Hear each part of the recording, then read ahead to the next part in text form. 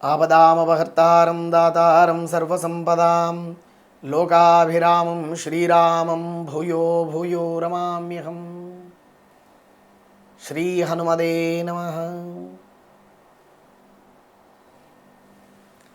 ప్రేక్షక మహాశయులకు శుభాశిస్సులు.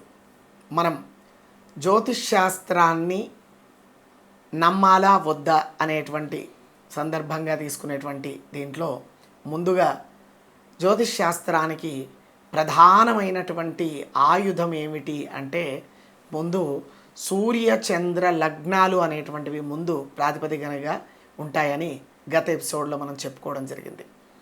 ఏమిటి అసలు ఈ లగ్నం అంటే ఏమిటి, అసలు ఈ రాశి నక్షత్రాలలో ఉండేటువంటి విధానాలు, అలాగే ఈ యొక్క సూర్యుడి యొక్క వ్యవస్థ ఏమిటి అని తెలుసుకోవాల్సి వచ్చినప్పుడు ముందుగా జ్యోతిష్ శాస్త్రం అంటే ముందు కాలాన్ని తెలియజేసేది అనే విషయాన్ని మనం ముందుగా తెలుసుకోవాలి.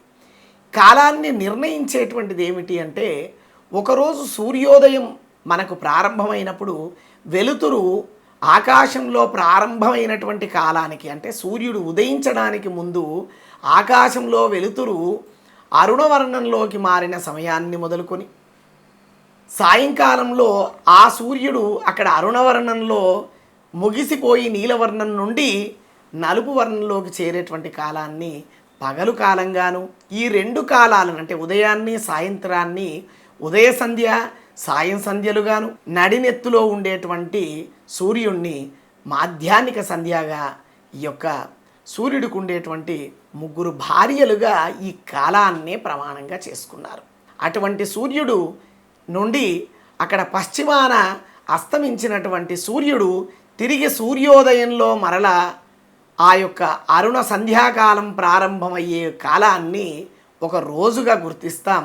ఆ రోజుల్లో ఘడియలుగా గుర్తించేటువంటి సమయాన్ని ఈరోజు మనం 24 గంటల్లో ఈ 24 గంటల్లో మనకు ఈ ఒక్కొక్క గంటకు కూడా ఒక్కొక్క హోరా అని అంటారు. హోరా అంటే ఏంటంటే ఇందులో అహోరాత్రాణం అనేటువంటి పదం నుండి హోరా అంటే అహో అనేటువంటి దాంట్లోంచి హోను, రాత్రి అనేటువంటి దాంట్లో రాను రెండింటిని కూడా క్రోడీకరించుకొని హోరా అనే పదాన్ని ఇక్కడ తీసుకోవాల్సి వచ్చింది. ఈ హోరాలు ఎలా జరుగుతాయి, ఏ విధంగా ఉంటాయంటే జ్యోతిష్ శాస్త్రంలో దాని యొక్క మూలాలు తెలుసుకోగలిగితే ఎందుకు సోమవారం తర్వాత మంగళవారమే అంటున్నాం, తర్వాత బుధవారము శుక్రవారంగా ఒక్కొక్క క్రమంగా 7 వారాలని ఎందుకు చెప్పుకుంటున్నాం? సరే, ఈ ఒక విషయం పక్కన పెడితే ఆదివారం అని మనం పిలిచే రోజున్నే సూర్యుణ్ణి ఉద్దేశిస్తూ ఉండేటువంటి ఆదిత్యుడి పేరు ఈ ఆదివారం. ఈ ఆదివారానికి మరి ఆంగ్ల తిథుల్లోకి వెళ్ళినట్లయితే వాళ్ళు సండే అని రాస్తున్నారు. ఇప్పుడు మనం ఇంగ్లీష్ వాళ్ళని కనుక తీసుకున్నట్లయితే, అలాగే ఇస్లామిక్ క్యాలెండర్లలో తీసుకున్నట్లయితే వాళ్ళు ఇత్వార్ అంటున్నారు. ఇత్వార్ అన్నా సూర్యుడే, ఆదిత్యుడు అన్నా సూర్యుడే, అలాగే సన్ అంటే కూడా ఇంగ్లీష్లో సూర్యుడే. ఎందుకు మరి 7 రోజులే ఉన్నాయి ఈ ప్రపంచంలో ఉండేటువంటి కాలగమనాన్ని లెక్కించేటప్పుడు? Why we have n 7 days in a week? ఇక్కడ అంటే జ్యోతిష్ శాస్త్రానికి ప్రాధాన్యత తెలియాలంటే ముందు దగ్గరగా ఉండేటువంటి వాటిని మనం నమ్మశక్యంగా చూసేటువంటి విషయాలు మనం ముందుగా చూడాలి. అందులో ముఖ్యంగా మనందరికీ అంటే ఈ ప్రపంచంలో కులాలు మతాలు ఏవి పురుడు పోసుకోనప్పటి నుండి కూడా హిందూ సమాజం అనేటువంటిది యావత్ ప్రపంచానికి తన యొక్క భాష్యాన్ని కాలాన్ని పరిగణనలోకి తీసుకునేటువంటి విధి విధానాలని చెప్పింది. ఏమి ఇచ్చారండి మన వాళ్ళు, 0 ఇచ్చారు అంటారు. ఒక 0 లేకపోతే ఈ ప్రపంచమే లెక్కలలో 0 అయిపోయేది.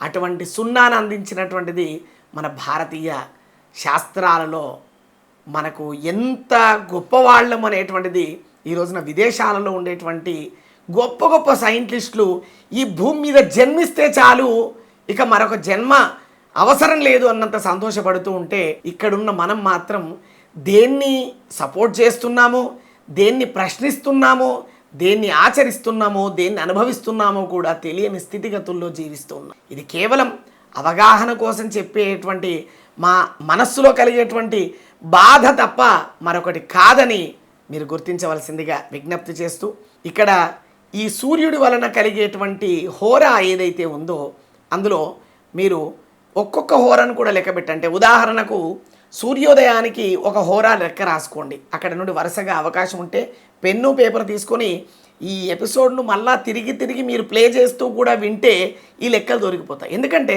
తప్పుడు లెక్కలు చెప్పేవాడికే పుస్తకాలు లెక్కలు ఉండవేమో కానీ గణాంకాల విషయంలో 2 రెళ్ళు 4 2 + 2 4 కానీ 3 రెండ్ల 6 అవుతుంది, 3 2 5 అవుతుంది. ఆ కూడికకు రెండ్ల అన్నదానికి కూడికకు తేడా ఎంత ఉందో మన పెద్దలు స్పష్టీకరించినటువంటి సంస్కృత భాష ఎన్నో ప్రావీణ్యాలు. ఇవాళ ఆ భాషకు మనం దూరం అయిపోయి మనం ఈ యొక్క భారతదేశంలో ఎంతోమంది మన పైన దండెత్తినప్పుడు చేసిన మొట్టమొదటి ప్రయత్నం ఏమిటి అంటే సంస్కృత భాషకు మన అందరినీ దూరం చేసి ఆ భాషలో ఉండేటువంటి ఎన్నో కుతంత్రాలను దగ్గర పెట్టుకొని వక్ర భాష్యాలను రాసి అవి మన మహర్షులే రాశారని ఎన్నో తప్పుడు కూతలతో ఇవాళ వినపడుతుంది. అలాంటి వాటికి స్వస్తి చెప్పి which is a practical in a world మనం ఏదైతే ప్రాక్టీస్గా చూస్తూ ఉన్నామో దానికి అవకాశం ఇద్దాం.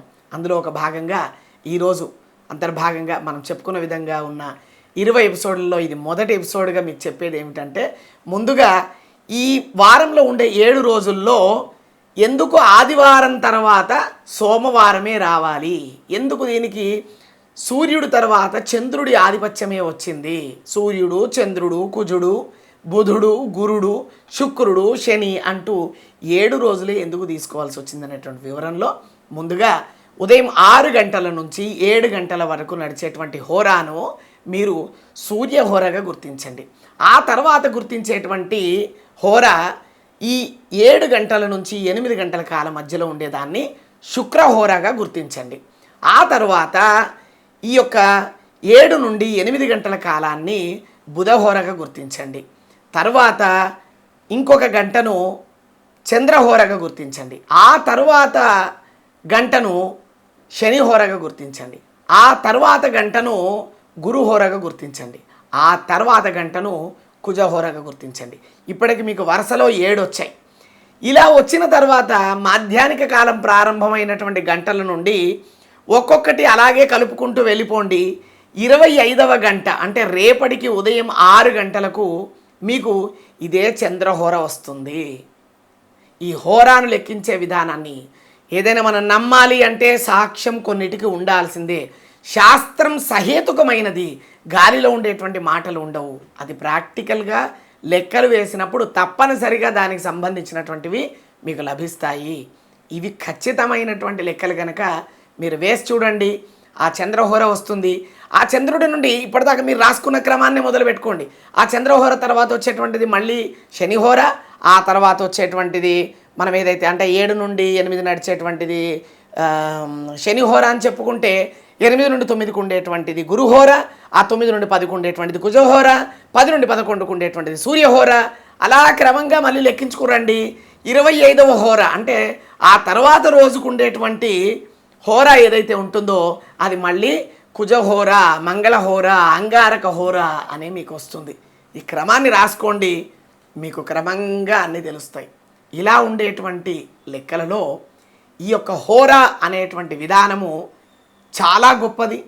మనం అనునిత్యం చూసుకునేటువంటి గౌరీ పంచాంగ విధానంలో తిథివార నక్షత్ర యోగకరణాలలో హోరా యొక్క ప్రాధాన్యత అత్యంత విశేషమైంది. ఈ రోజుల్లో ముహూర్తాలలో తెలిసినటువంటి ప్రాజ్ఞులైనటువంటి ఈ యొక్క ముహూర్త నిర్ణయాలు చేసేటువంటి విద్వాంసులు తప్పకుండా ఈ హోరా గణాంకాలను కూడా లెక్కలో వేసుకొని మాత్రమే ఆ ముహూర్త భాగాలను నిర్ణయం చేస్తూ ఉన్నారు కనుక ఈ హోరా అనేటువంటి క్రమాన్ని మనం చక్కగా లెక్క వేసేటువంటి విధానాలు చూసుకుందాం. ఆ తర్వాత సూర్యుడు వలన కలిగేటువంటి వారాలను, అలాగే చంద్రుడు వలన కలిగేటువంటి మరొక అంటే శుక్లపక్షము కృష్ణపక్షము అని మనం ఎందుకు చెప్పుకుంటాం, ఈ శుక్లపక్ష కృష్ణపక్షాల వల్ల కలిగేటువంటి మాసాలను వివిధ ప్రాంతాలలో ఏ విధంగా లెక్క వేసుకుంటారు, వాటి వలన మానవ జీవితానికి కలిగేటువంటి ప్రయోజనాలకు విధి విధానాల గురించి మరొక ఎపిసోడ్లో తెలుసుకుందాం. అంతవరకు సెలవు. స్వస్తి.